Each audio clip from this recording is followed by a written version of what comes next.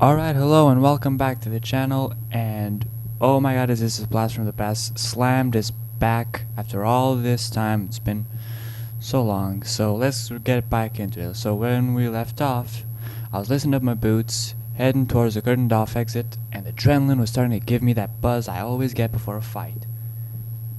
I thumped my skull twice with lightly balled fists, then twice more on my chest. A little ritual from your college squad, or my college squad, to settle my nerves. Are you slamming ready, kid? I take a deep breath and stride through. Steady nerves, that's what you need.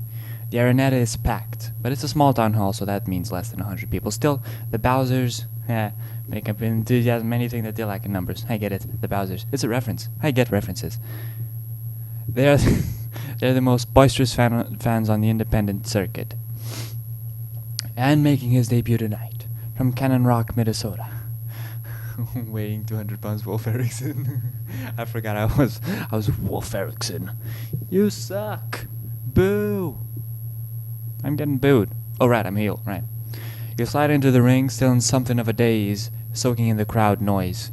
You head to one of those ring posts and strike a pose. The turnbuckles, that's what they're called.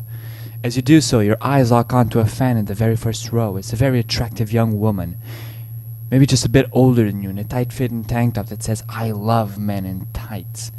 I'm a heel."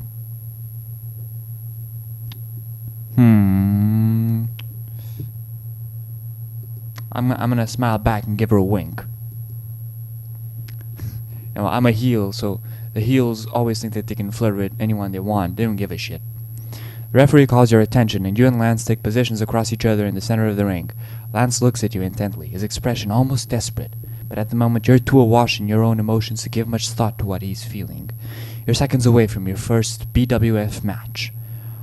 All those hours of study under Matt Kirby, all those unpaid gigs in all but empty gymnasiums, all those days of bearing with Big Benji's complaints, all for this moment. The bell rings. You lock up with Lance, then quickly bring him to a silent headlock, squeezing his head with your right arm. You shift your body weight and flip him over your hip, your arm still pincering his head. It's a classic dig down, and he grunts as his back hits the mat.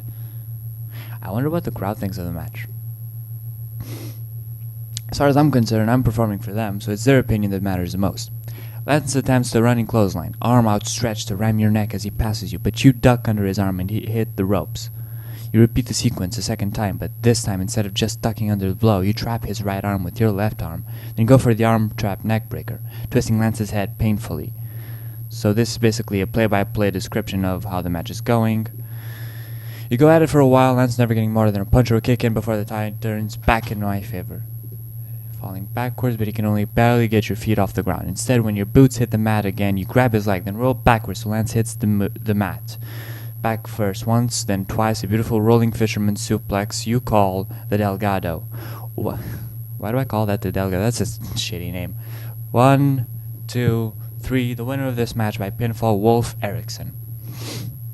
Lance rolls out of the ring gingerly, and you climb a turnbuckle, giving the audience a thumbs down and soak in the boos. Your first professional win. You can get used to this. As your hand is raised in victory, you frown. Because I'm a heel. Wait, no, I'm a heel, that's why I'm frowning. No, fine. There's a lot of activity backstage as you step through the curtain, but almost everyone stops and gives you a round of applause. A few of the other wrestlers even come up to congratulate you with a handshake or a pat on the back. For the first time in a long time, you feel like you belong. It's a good feeling. Then you see Vinny standing near the door to the locker room talking to one of the women wrestlers. He's holding a rolled-up magazine, which he uses to point to you when he sees you. "Kid, get over here!" Why the hell is he calling me kid? "Nice job, kid," says Vinny, rolling the cigar around his mouth. "You're gonna do good business for this company, I know it." "Thanks, Vinny." Shit. Is that this week's Masters? That it is. Troll Anonymous made... Oh, that's Vince. "That it is. Troll Anonymous made the MWWR 100 this week. That makes 5 from the BWF. Not too shabby for a little independent, eh?" So it's one of your goals to make it to the MWWR 100, all the way to the top, but right now you're not thinking about that. Could I borrow that for a second? "What's the matter? You look like you've seen a ghost." Tell Vinny. "Why not? I have. No sense lying. Not when you can feel the tremor in your fingers and the heat rising to your head. You find the article and stare at it. It's him, no doubt of it. JJ Havoc, the future of GWA? Oh, him. Came out of nowhere, wasn't even in their developmental system. Then suddenly his debut match next Wednesday is the leading story on the GWA website. Why, do you know him? I missed the news. I've been too busy preparing for my big debut, or what I thought of as my big debut. But he just had to spoil my moment. JJ Havoc, Jasper Bloody Delgado. 1 year ago in Cannon Rock, Minnesota, I watched the poor waiter, sweat dripping down his face, a wild look in his eyes as he fiddled with the controls of the flat screen. He didn't think his training prepared him for this kind of stress. It was probably quite difficult to fix a television while a table full of increasingly agitated college wrestlers was looking on. Why don't you guys get some air? I'll call you when you got a signal.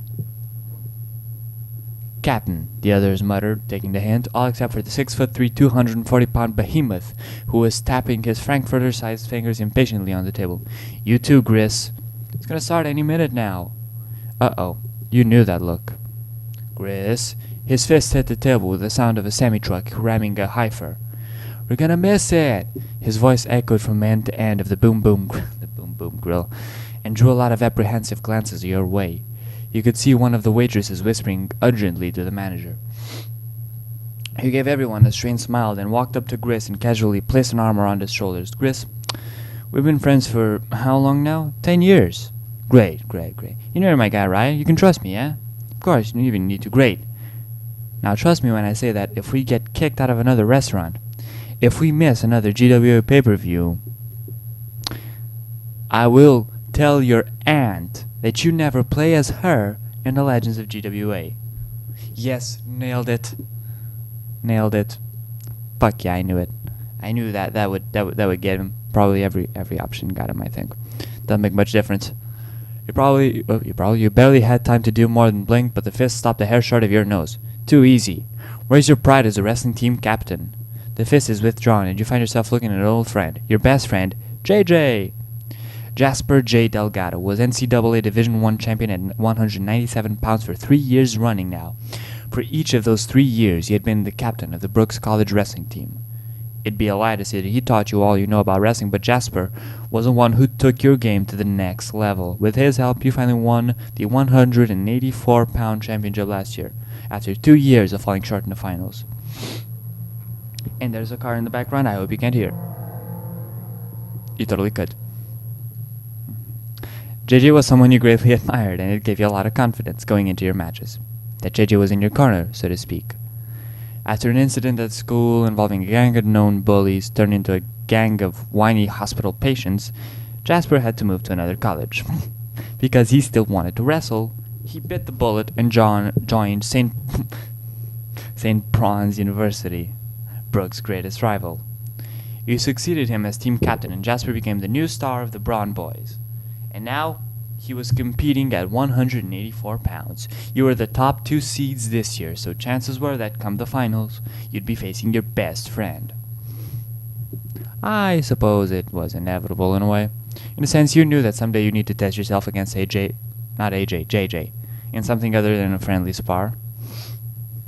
I took his hand in firm grip. How'd you know we'd be here? Come on. I've only been gone a year. Since you told me about Ringo's closing, I knew that Boom Boom would be the only place near school showing GWA pay-per-views live. You heard a crackle followed by coughing sounds. You and JJ turned to see the waiter looking in dismay at the smoking flat screen. Or, at least, they used to. Why don't we bring the team over to my old place? The tenant just moved out and we can order the pay-per-view there. My treat. Great. It'll be just like old times. Yes, my boy. JJ's house was furnished differently. By the time he got last one standing, Gris was beside himself with excitement. You missed half of the first match, but Gris's complaints soon died down as he watched the battle for the GWA Tag Team Championship unfold. What are you doing, Elala? You lose here, and I'm never watching GWA again. Whatever, Gris. Does he still threaten to quit pro wrestling 4 times? Oh god, that's so true. Oh yeah, only if the Atuas aren't on. Oh god, I wonder if that's an X-Spy for something. And now, it's time for tonight's main event. Entering the ring first, from New York City, your undisputed global wrestling champion. Solitary. I watch silently because I'm not a mark. Solitary, the eternal champion. The year after Solitary joined the GWA is the year of the most radical shift in the history of the Alliance. To rekindle dwindling interest in professional wrestling, Cameron Dobbs announced that they would start incorporating shoot fights in their cards. Which is a dumb idea because, that's pretty much admitting that wrestling is staged, but oh well. And he didn't stop bugging expectations inside the ring. He came out as gay. He came out as gay Lambus. I was like, what the fuck? What does that have to do with wrestling? He came out as gay Lambus. The Dobbs family agitated for the unionization of wrestlers. This is the one thing that would be kind of bad. I think the Dobbs family kind of is important in wrestling, so I don't see this as bad, and I don't see this as bad. So it's kind of an odd mix of things. This is a great character. It has bad side, it has good side, it has okay side. Dobbs couldn't fire him, not without tanking ratings and tarnishing their entire shoot hybrid experiment. So instead, the GWA brass tried to stack the deck against him at every title defense. Since he just would not lose, he soon had more control over his matches, appearances, and merchandise than any professional wrestler had ever had. This pay-per-view, Solitary was facing a three-man gauntlet, his most daunting challenge yet. But if he won, from then on he would only have to defend his title once a year at Ring of Valhalla. The champ's going down this time, don't you think? Nope. Nope. You've got quite a high opinion of the man. Remember last year when he beat Cruiser and Destroyer in the 2-on-1 match? He's just that good. And you're fine with that? Nope. But if he's the best, doesn't he deserve to be champion? Pro wrestling isn't just about comparing skills. It's about stories and storytelling, drama and suspense. First off, if you're unbeaten, you're not an underdog. And second, sure, it was fine for the first few years, but, you and your friends watched stunned as Solitary's first opponent tapped out, caught in the Solitary's 3 of club submission. The bell rang. Barely 2 minutes had gone by in the match. The second man wasted no time getting to the ring. In hindsight, maybe he should have. He slid beneath the bottom rope, got up to one knee, was promptly caught by a kick to the back of the skull. Champ went for the pin. 1, 2, 3. Bell rang, crowd erupted. Okay. Something's fishy here. There's no way someone is that good. The final man strode purposefully to the ring, his face purple with rage. Paul Prototype had started out as the ultimate good guy, but while that was still the facade he presented to the public, it was clear he was obsessed with avenging his numerous losses to Solitary. And that doesn't really matter because after 20 minutes, Solitary hit Prototype with the Ace of Spades. And that was that. Your winner, and still your undisputed global wrestling champion, Solitary. And you promise then and there, someday, I'll have my Valhalla victory. A team hung out in JJ's house until well past midnight, but by 2 in the morning only you and Gris remained. You were about to say goodbye as well. You and Gris had agreed to go on a morning radio show to promote the Division 1 finals, and you didn't want Gris snoring into a live mic again. But then JJ stood up. Now that the babies are gone, you two should stay the night. You've still got a lot of catching up to do. You looked at the bearded at Gris. You were hitching a ride home with him, and while he'd driven the car to JJ's house, it was obvious that he wouldn't be in any condition to drive. Refuse. Better safe than sorry. Besides, I don't need to be drunk to hang out. Well, aren't you the responsible one? A captain has to watch out for his players. You both looked at Gris, who was happily guzzling down his third can and sighed. JJ picked up one of Gris's empty cans and handed it to you. What's this for? Can't have a toast if you're not at least pretending to hold a drink. Toast! You and JJ shook your heads and raised your respective beer cans, his full, yours empty, to old friends, to new rivals. Clink.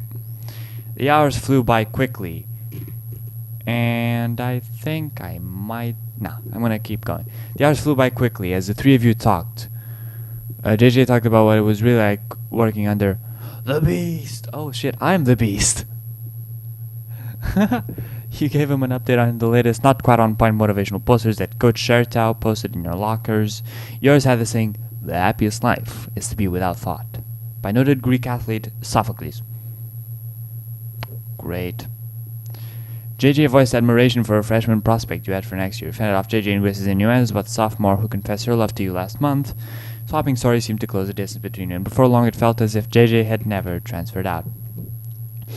You drove down the city's main roads, keeping just a hair under the speed limit. The drizzle that had begun to fall when you left JJ's house had turned to a genuine downpour, and you peered anxiously at the pools of light that your headlights sent into the pre-dawn gloom. Relax. You worry too much. That's always been your problem. Can't help it. I hate being late. No. Mere mortal like me tend to dread failure. Maybe I'll try... Deep breath. Hey, maybe they'll let us cut promos on each other. Let me tell you something, neighbor. Lesnar. Love it. Here may think he's all that, but I taught him everything he knows, and let me tell you, neighbor, he wasn't no quick study.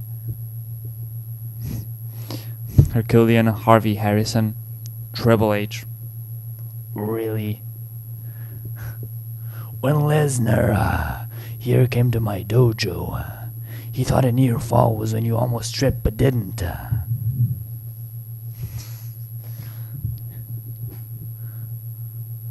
So I cursed and swore oh shit. I swore violently to the right. You jerked the wheel, but by then it was too late. The car careened into a tree with a juddering slam, and your seatbelt bit hard into your chest as a spray of splinters danced in the air to the sounds of crunching metal and shattering glass. Dazed, you were only semi-conscious of your surroundings until Gris helped you out of the car. With his help, you laid down on the grass. Just behind Gris, you could see the car lodged against a tree. Gris leaned over you, concern on his face. Are you okay?